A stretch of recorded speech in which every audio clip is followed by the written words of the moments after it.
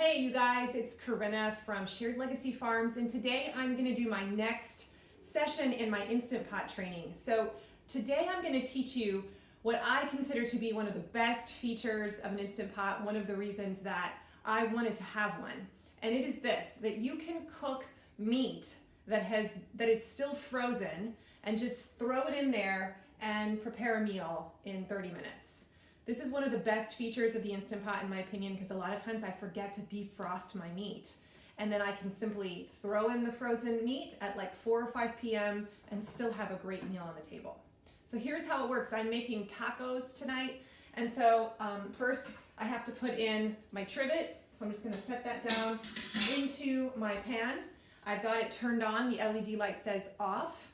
Then I'm gonna throw in my 2 pounds of frozen ground beef, just like that. And then I'm gonna add in 1.5 cups of water right into the insert. That's it. We're gonna take our top, make sure that you've got it in the sealed position, in the down position. You're gonna stick it on here. Did you hear that fun little video arcade sound? Turn it to the left, you'll hear it go do-do-do-do-do-do again. And then I'm gonna push manual, and then I'm gonna set it for 20 minutes. So I actually have to push the minus button until it gets to 20 minutes. And then I'm gonna wait about 5 or 10 seconds and it'll automatically turn on.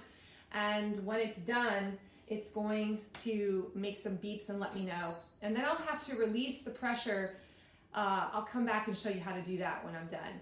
But super cool, you can make taco meat. There's a whole bunch of other meals that are out there that you can prepare from frozen meat. So check it out, one of the best parts about an Instant Pot.